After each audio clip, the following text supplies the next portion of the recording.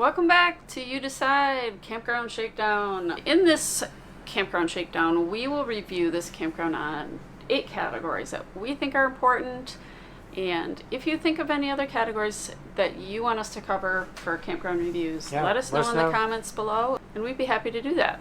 We call it You Decide because what's important to us may not be important to you. Once we cover the 8 categories, stay tuned till the end, as we like to offer pro tips for the area that we're staying in or maybe even the campground that we're in. We'll let you know what we decided about this campground, if we would stay here again or not. Before we get started on the Campground Shakedown, if you're interested in a 1,000 Trails membership, we bought our Elite Connections membership and our upgraded Adventure membership from Jim and Brandy Renault, and they are just great down-to-earth people. We'll put their contact information in the description below, and they can help you find the package that would work for you. Yeah, they're very good at explaining the whole 1,000 Trails packages and the differences. Quagmire. Yeah, just like Chris said, very knowledgeable, good people to talk to. And be sure, if you do go forward with it, you tell them that Good Life Highway sent you, and we would really appreciate that. The campground that we're in now is the Kenisee Lakes RV Resort, located in Jefferson, Ohio. So we're kind of in the northeast part of Ohio. There are 119 sites. We are in C7. The type of 1,000 Trails campground that we're in is just a regular 1,000 Trails. It is not the Encore collection or Trails collection. Our cost here for 11 nights was $0 for the site. We did pay an additional $3 per night to upgrade to the 50 amp, which is just fine because it's hot and humid here. Yeah, that's pretty typical. We're finding almost every 1,000 Trails park that we've had 50 amp. They charges you $3 a day for the 50 amp.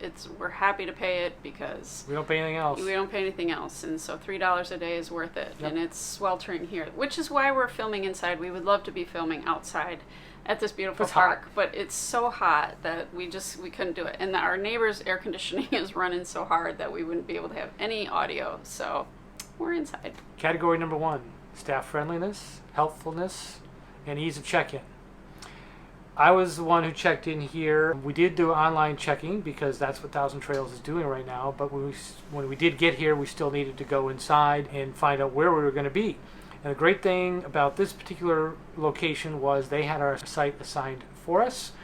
They knew it was 50 amp and full hookup, so it's exactly what we had, 50 amp full hookup. We didn't have to drive around aimlessly looking for an open site. We did have a little snafu that when we got to our site, the guy was still here.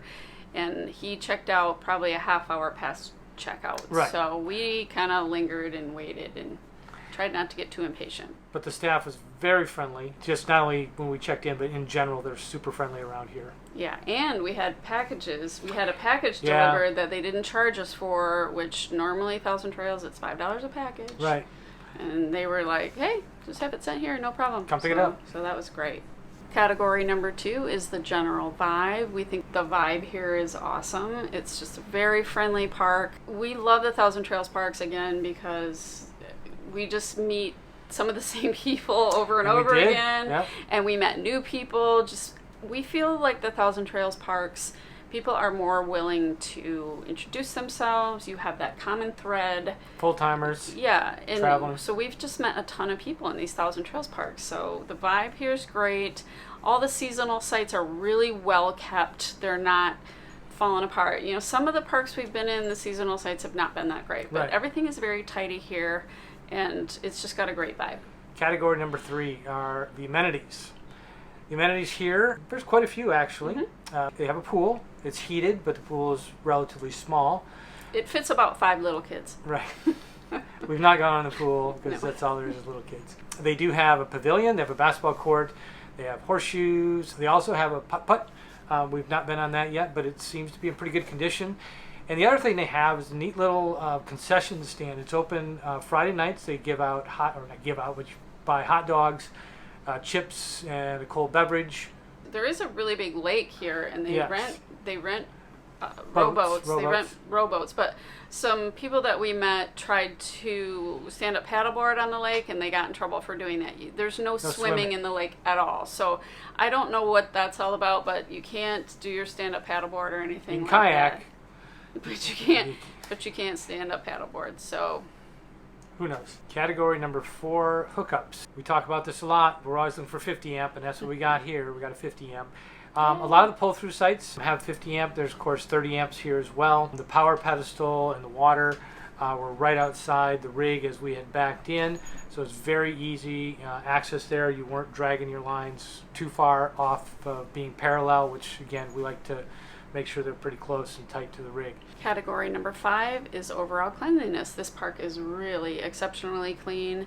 We've been out early in the morning because our workouts we do at about 7, and the staff is just, they're already working. They're sanitizing the bathrooms and emptying the garbage, and they're mowing the lawns constantly here. Yeah. We really had a problem at the last park that we were at. It was not 1,000 Trails. Yeah, we've been here not quite 7 days, and we've had our grass cut twice. Yeah. So they are mowing all the time, and there's a ton of grass here to mow. So they're and constant. the garbage cans aren't overflowing. It's just a really nice park. We really enjoy it. Category number 6 is the condition and placement of sites. Now the sites here are pretty uniform. We have a back in. It's level, pretty much level for the most part. It is fairly close to our neighbors on both sides. When I say fairly close, you probably got about 10 feet out the door to our neighbor's lot line. It's pretty standard, Yeah. I feel like, but some of the sites are a little bit bigger. Category number 7, connectivity. The Verizon network here was pretty good, not great. We actually ended up... You had no problems with your computer. I didn't. My computer would not connect. I don't know what the deal was, but... Chris is doing the YouTubing and the downloading and everything all day. That takes up a lot of bandwidth. So for what I do... He was using up all my minutes. It wasn't too bad. But we did upgrade to this. They do have here at Kenisee Lakes a outside service that you can subscribe to for a day, 2 days, a week, whatever the circumstances might be, either 5 meg or 10 meg. We elected the 10 meg. It worked really well for a while. Last night it was pretty sketchy. But we had storms coming through. I don't know if that was part of the issue. But nonetheless, we did upgrade it just because Chris really needed to have more of that speed. But other than that, we've really not had too many problems. The phone service has been good. We did download and upload speeds here. Our download was about 18.6 and our upload was a whopping 0.26, I think it was. It was bad. One of the reasons we, again, upgraded to the service that Kenisee Lakes suggested. Yeah, I couldn't do any uploading here. Yep. So, and it seems odd. Maybe you're just that far away from towers. We're not that far away from civilization. Yeah, I don't know what the deal was here, but it isn't great, so don't expect perfect connectivity here. Right. Last category, number 8, is location. This campground is located in Jefferson, Ohio, and while there isn't a ton going on in Jefferson itself, it's in a really good place. It's a good launching pad for Ashtabula and Conneaut, even Erie, Geneva Pennsylvania. Yeah, Geneva on the Lakes. Even Cleveland and Erie, Pennsylvania are not that far. So it's a really good launching place for all of those types of things. And there's a ton to do here. And we'll talk about that in the pro tips, so stay to the end. Definitely stay to the end of the pro tips because we have one that can make or break your stay. It's really important, and I can't believe that the campground doesn't send people an email with this tip. But we will let you know what that is in the pro tips coming up. Pro tip number 1. If you like wineries, you're in the right spot here. We love our wineries. In this area, there's vineyards everywhere. It's really surprising. You turn a corner and all of a sudden just acre after acre after acre of vines. And we've had an opportunity to spend some time at a couple of those wineries.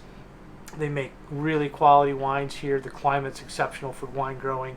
So be sure to plan on spending time doing some winery at the tours. wineries. Yeah. Pro tip number 2, if you like the beach like I do, you will love it here. We're about 20 minutes from Lake Erie as a crow flies, but I visited beaches all the way from Mentor all the way up to Conneaut. So Mentor was about a 30-minute drive to the west, and Conneaut was about a 30-minute drive to the east. So, and there's beaches all the way along the way. We also went into Geneva on the Lakes, which I alluded to before.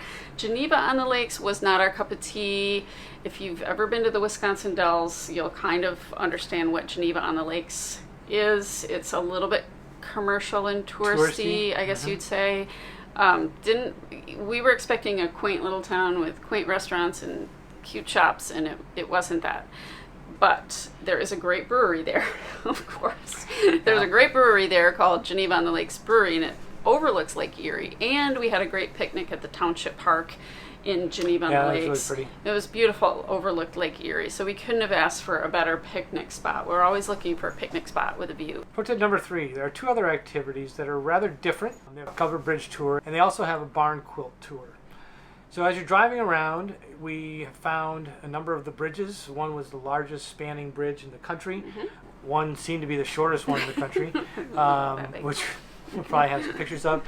And then as you're driving around, you see on the side of the barn these quilted patterns, and that is another there's about activity. 120 barn quilts, and I think you said about 20 covered bridges. Yeah. And they're all laid out on a tour, and it was super hot one day, so we just decided to drive around and see some of those, and it was pretty cool. Pro tip number 5, and the most important pro tip of all of these tips: if you have your GPS onto this campground, and it's a regular GPS, and you're coming from 90 down Foreman Road, it's gonna route you to Mill Creek Road. And on Mill Creek Road there is an overpass that's only 10'8", and it's rounded, so it's only 9 feet on either side. And I can't believe that the campground doesn't tell you about this, but our friends turned on that road and quickly realized they weren't going to get through, so luckily they were able to maneuver around. We would have had trouble with our Yeah, there is no room down there. I don't know how they did it. No, there's nowhere to turn around. You'd have to back all the way out, and if you had a motorhome with a tow, you couldn't do it. That wraps up this campground shakedown. And would we stay here Absolutely. again? Yeah, we stayed here primarily because we're on our way to Maine for the summer. And I wanted to get back to the beach. Yeah, get back to Lake Erie.